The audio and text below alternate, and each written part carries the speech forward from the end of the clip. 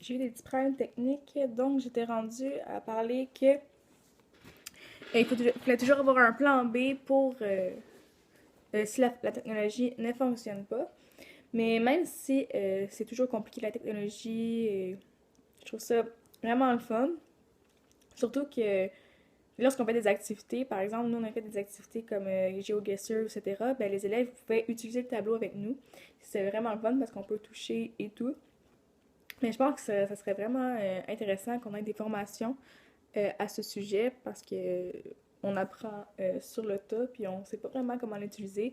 Et je pense que la technologie c'est vraiment rendu partout dans la vie d'un enseignant. Donc, ça serait vraiment intéressant d'avoir une formation à ce sujet. Troisième question.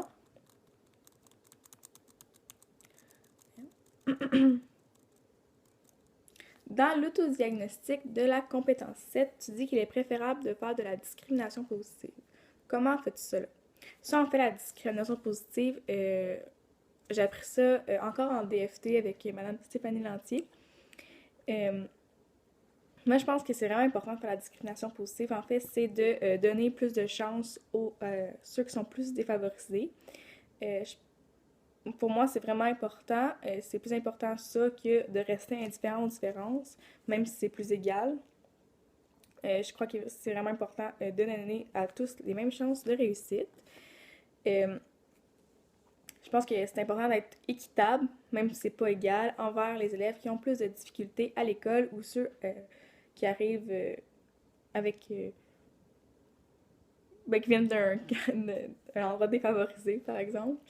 Euh, il faudrait faire de la discrimination positive, par exemple, les petits déjeuners du Québec. C'est la discrimination positive, puis moi, je trouve ça vraiment intéressant.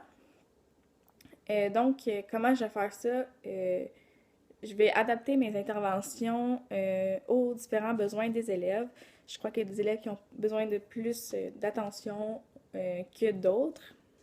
Donc, il va être important de bien adapter mes interventions à ceux qui en ont besoin. Par exemple, qu'est-ce que j'ai fait dans mon stage?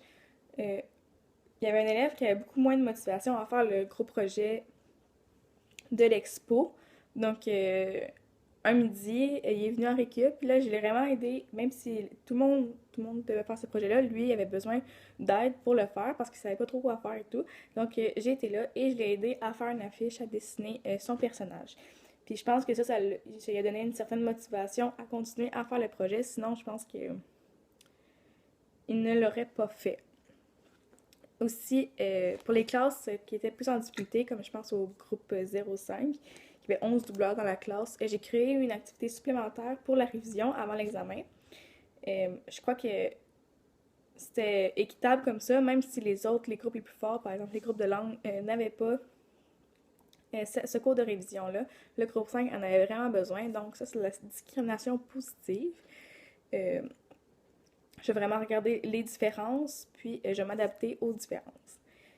Donc, ils ont pu avoir un cours supplémentaire pour la révision. Et ça, ça donnait en fait les chances égales à tout le monde de réussir. Donc, ils vont arriver en fait à l'examen tous préparés au même niveau parce que c'est sûr que les élèves, dans le fond, du groupe 82, qui est un groupe de langue, ils vont avoir plus étudié parce qu'eux sont plus assidus à leurs études que le groupe 05 qui ont vraiment besoin d'attention. Donc, et ça, je vais continuer à faire ça pendant toute ma carrière parce que je trouve ça vraiment important euh, de comprendre les différences des élèves puis de vraiment adapter mes interventions. Puis c'est ça. Et la quatrième question de Pénélope. Dans l'autorégulation de la compétence 3, tu dis que tu vas adapter les activités d'apprentissage aux différents élèves. Comment vas-tu faire? Donc, c'est ça, c'est un peu comme la discrimination positive. C'est vraiment important d'adapter ces interventions aux différents élèves. C'est pas les mêmes élèves qui ont tous les mêmes besoins. Donc, on va adapter les activités.